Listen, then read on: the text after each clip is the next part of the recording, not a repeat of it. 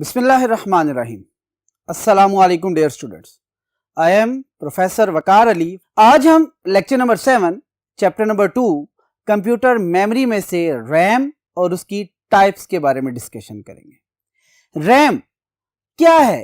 कहता है RAM basically random access memory की शॉर्ट फॉर्म है। जैसे कि पहली लाइन में लिखा हुआ है, it stands for random access memory.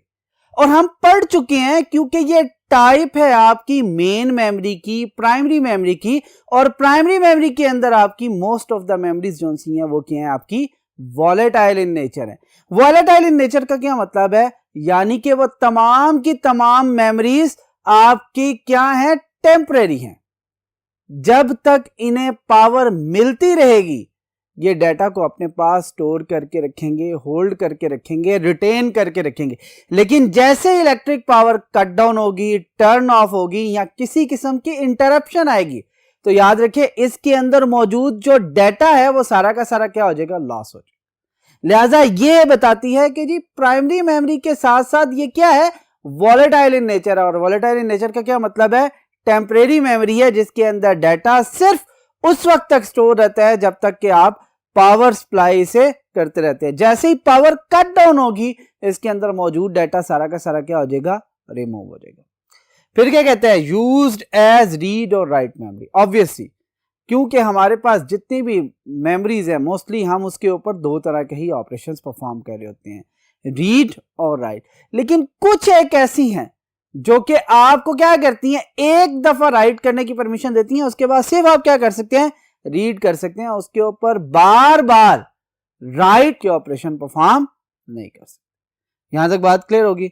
फिर क्या कहता है? कहता है याद रखें रैम बेसिकली आपका क्या स्टोर कर रही होती है? आपके एक्टिव प्रोग्राम और डाटा। क्या स्टोर कर रही है? Active program. अब देखिए हमने पढ़ा है कि जी जब भी आपने कोई प्रोग्राम एग्जीक्यूट करना होता है तो बेसिकली क्या किया जाता है? वो सबसे पहले रैम में लोड किया जाता है। इसका मतलब है एग्जीक्यूशन से पहले आपका प्रोग्राम और डाटा कहां लोड होता है? रैम में। लिहाजा जो एग्जीक्यूट हो रहा है वो कौन सा डाटा हुआ? Active data. बात क्लियर हुई? तो इसलिए कहते हैं कि जी एक्टिव प्रोग्राम या एक्टिव डाटा जो सा होता है वो कहां पर आपका पड़ा होता है? वो आपका रैम के ऊपर पड़ा होता है। यानी कि वो तमाम का तमाम डाटा जिसके ऊपर करंटली कोई वर्किंग होनी है या वर्किंग हो रही है वो कहां पर है? आपका रैम के पास पड़ा हुआ। फिर क्या कहता है? Contents change continuously as the computer executes a program. कहते हैं याद रखिएगा जो रैम है क्योंकि हम बता चुके हैं इट्स अ टेम्परेरी मेमोरी।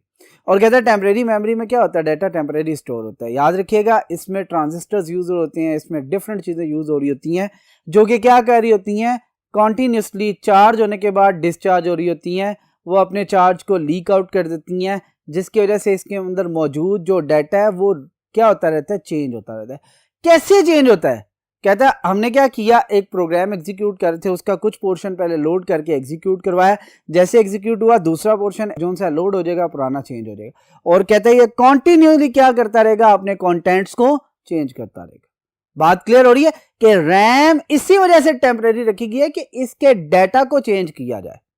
अगर फॉर एग्जांपल हमारे ज़हन में आता है कि सोचते हैं कि जी जो आपकी रैम है ये भी परमानेंट होती तो कितना अच्छा होता।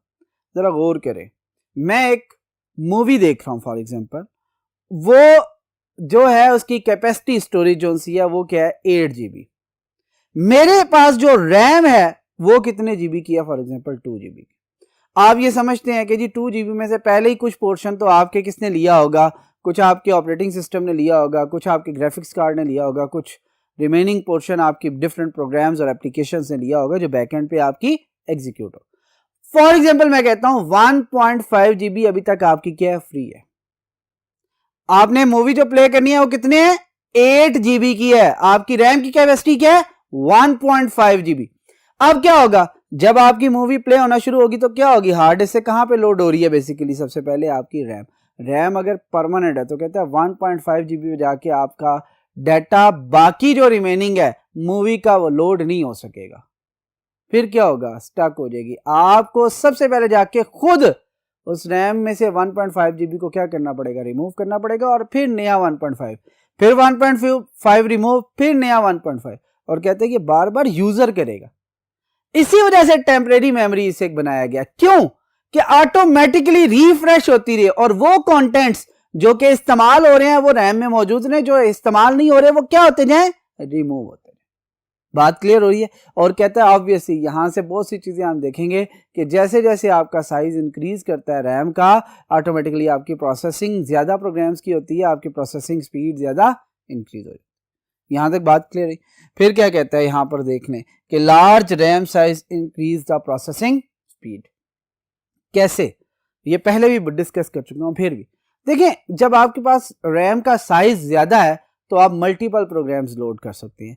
जब मल्टीपल प्रोग्राम्स लोड कर रहे हैं तो इसका मतलब है जो स्विचिंग होनी है वो बहुत ज्यादा फास्ट होगी, और जब स्विचिंग फास्ट होगी तो ऑटोमेटिकली आपकी प्रोसेसिंग स्पीड भी क्या हो जाएगी, फास्ट हो जाएगी। इसीलिए जैसे जैसे आपकी जो रैम का साइज इंक्रीज होता जाएगा आपकी प्रोसेसिंग स्पीड भी क्या होती जाएगी, इंक्रीज होती जाएगी। और जैसे जैसे आपके रैम का साइज डिक्रीज होगा आपकी प्रोसेसिंग स्पीड भी क्या हो जाएगी, डिक्रीज हो जाएगी, कम हो जाएगी। यहां तक बात क्लियर होगी। अब हम बात करते हैं जी इसका एक डिसएडवांटेज भी है। डिसएडवांटेज वो क्या है? बेसिकली हम तो उसे एडवांटेज के तौर पे लेके गए, लेकिन डिसएडवांटेज है वो क्या है, वॉलेटाइल इन नेचर है। कहता है जैसे ही पावर कट ऑफ होगी, जैसे ही पावर ऑफ होगी, क्या होगा, इसके अंदर मौजूद डाटा सब जाया हो जाएगा, लॉस हो जाएगा। बात क्लियर हुई। यानी कि हम कोई काम कर रहे थे और काम करते करते अभी मैंने सेव नहीं किया था कि अचानक पावर फेलियर हुआ और आपका कंप्यूटर सिस्टम ऑफ हो गया। अब रैम में वो डाटा तो था मौजूद, लेकिन जैसे ही पावर कट हुई क्या हुआ, आपका रैम में मौजूद तमाम का तमाम डाटा लॉस हो गया। बात क्लियर होगी यहां तक। इसके बाद हम बात करते हैं टाइप्स की। कहते हैं याद रखिए रैम की बेसिक दो टाइप्स हैं, एक आपकी डी रैम है और दूसरी आपकी एस रैम। यहां तक बात क्लियर होगी। अब इन टाइप्स को वन बाय वन डिस्कस करेंगे। मूव करते हैं टुवर्ड्स नेक्स्ट बोर्ड।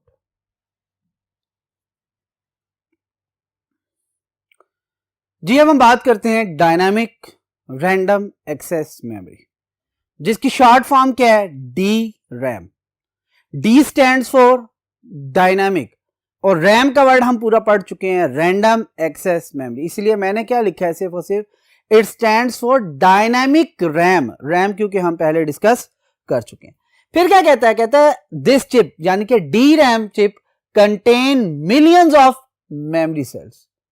कहते हैं हम ये पहले भी बात चुके हैं, क्योंकि ये जितनी भी मेमोरीज अभी हम डिस्कस करें हैं ये रैम है या उसकी कोई फर्दर टाइप है। याद रखिएगा ये चिप मेमोरी में लाई करती, और चिप मेमोरी में आपको पता है कि जी छोटे छोटे सेल्स की फॉर्म में आपका डाटा क्या हो रहा होता है, स्टोर हो रहा होता है। डी रैम के अंदर कहता है ये सेल्स की तादाद क्या है, मिलियंस की तादाद में मौजूद है।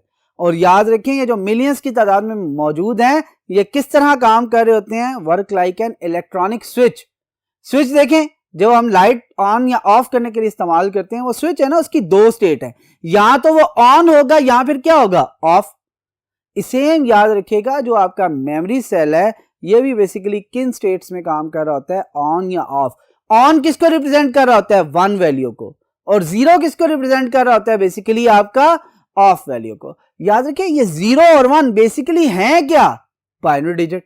याद करें जब हमने बिट की बात की थी तो हमने कहा था एक सिंगल बिट को स्टोर होने के लिए एक सिंगल मेमोरी सेल की जरूरत होती है, यानी कि एक सिंगल जीरो को या एक सिंगल वन को स्टोर होने के लिए किसकी जरूरत है, एक सिंगल मेमोरी सेल की। बात क्लियर होगी। अब देखें इससे आगे कहता है cell made up of transistors और cell can store one bit. Cell can store one bit. अब क्या यहां पे बात कर रहा है, कहता है कि जो आपके सेल्स हैं ये बेसिकली किससे बने हुए हैं, ट्रांजिस्टर से। ट्रांजिस्टर्स की बात करते हैं। ट्रांजिस्टर्स बेसिक क्या है, कहते हैं इलेक्ट्रॉनिक डिवाइसेस। ठीक है, फिजिक्स में आप इसके बारे में बड़ा डिटेल में डिस्कशन करेंगे।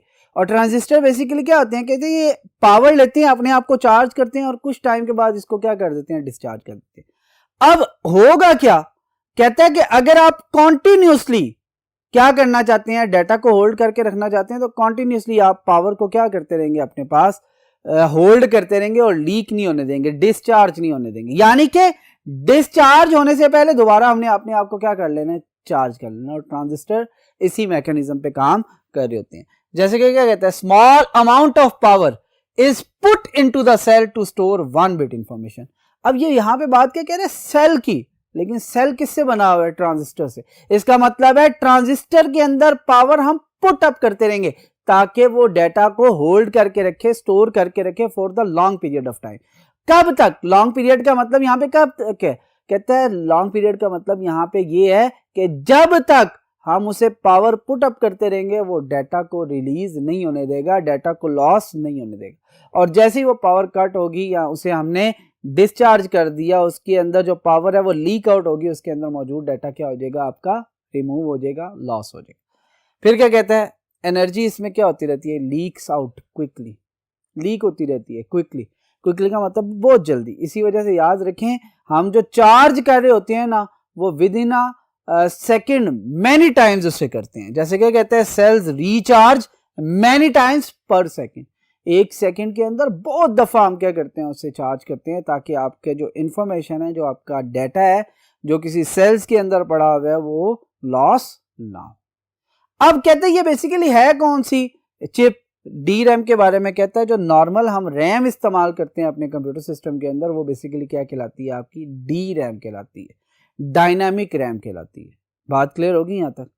फिर सेकंड बात करते हैं हम एस रैम के हवाले से। एस रैम क्या है, कहते हैं स्टैंड्स फॉर स्टैटिक रैम, यानी कि अगर पूरा एक्सप्लेन करूं तो static random access memory. S RAM किसकी शॉर्ट फॉर्म है, स्टैटिक रैम की शॉर्ट फॉर्म। वर्ड जरा दो कंपेयर करती हैं, स्टैटिक और डायनामिक। स्टैटिक क्या होता है, कांस्टेंट, डायनामिक क्या होता है, चेंजेबल। बात क्लियर हो रही है, इस चीज को थोड़ा सा ध्यान में। क्या कहते हैं, memory cell work like an electronic switch having two states on और ऑफ। जरा गौर करें, ऊपर भी हमने डायनामिक में भी ये पढ़ा कि मेमोरी सेल्स ही होते हैं, इलेक्ट्रॉनिक स्विच की तरह काम करते हैं, ऑन ऑफ स्टेट है। अब जरा गौर करें, जब क्योंकि ये दोनों तो है तो चिप मेमोरी, अगर दोनों चिप मेमोरी है तो इसका मतलब है दोनों के अंदर मेमोरी सेल्स हैं। दोनों मेमोरी सेल्स हैं तो इसका मतलब है दोनों ने इंफॉर्मेशन तो डिजिटल स्टोर करनी है, और डिजिटल इंफॉर्मेशन या तो 0 की फॉर्म में होती है या फिर 1 की फॉर्म में, यानी कि डिजिटल इंफॉर्मेशन कॉम्बिनेशन होती है जीरोस एंड वंस का, बाइनरी डिजिट्स का, ठीक है। और उसमें से जो एक सिंगल सेल है वो या तो 0 स्टोर कर सकते हैं या फिर 1 स्टोर कर सकते हैं। अगर 0 या 1 स्टोर कर रहा है तो ऑब्वियसली हम उसे सिंपल जो से इलेक्ट्रॉनिक के टर्म में क्या कहते हैं, या तो हम उस सेल को ऑन रखते हैं या उस सेल को क्या कर देते हैं, ऑफ कर देते हैं। फिर क्या कहते हैं, does not need to be recharge. अब does not need to be recharge का क्या मतलब है, कहता है वहां पर हम क्या कर रहे थे, क्विकली रिचार्ज कर रहे थे, मैनी टाइम्स पर सेकेंड रिचार्ज कर रहे थे, किसको, ट्रांजिस्टर्स को। कहता है यहाँ पे बहुत ज्यादा जरूरत नहीं है। उसकी वजह क्या, कहता है ये डाटा को होल्ड करने की सलाहियत रखता है, इसमें नंबर ऑफ ट्रांजिस्टर्स आपके क्या होते हैं, ज्यादा होते हैं, इसलिए अगर एक डिस्चार्ज हो भी गया तो दूसरा उसको क्या कर सकता है, होल्ड करवा के रख सकता है। इतनी देर में आपका पहला जो सा क्या हो जाता है, रिचार्ज कर लेते हैं उस पहले ट्रांजिस्टर को। कहता है याद रखिएगा, नंबर ऑफ ट्रांजिस्टर्स यहाँ पर एक ब्लॉक के लिए ज्यादा होते हैं। वो हम कितने होते हैं, डिफरेंस में जब जाते हैं तो ज्यादा बेहतर तरीके से हम एक्सप्लेन करते हैं। फिर क्या कहता है, require more transistors than D RAM. यहां पर भी आपको बात समझ में वही जो हमने की है कि जी एक जो आपका मेमोरी ब्लॉक है, अगर उसे फॉर एग्जांपल डी रैम के अंदर एक ट्रांजिस्टर जो है पावर दे रहा है, तो कहता है उसके मुकाबले में 2, 4, 6, 8, 10 ट्रांजिस्टर्स यूज किए जा रहे होंगे किसके अंदर, आपके एस रैम के। बात क्लियर होगी। अब मूव करते हैं नेक्स्ट पोर्ट पे और इसका रिमेनिंग पोर्शन, और फिर इनके डिफरेंसेस की बात करते हैं।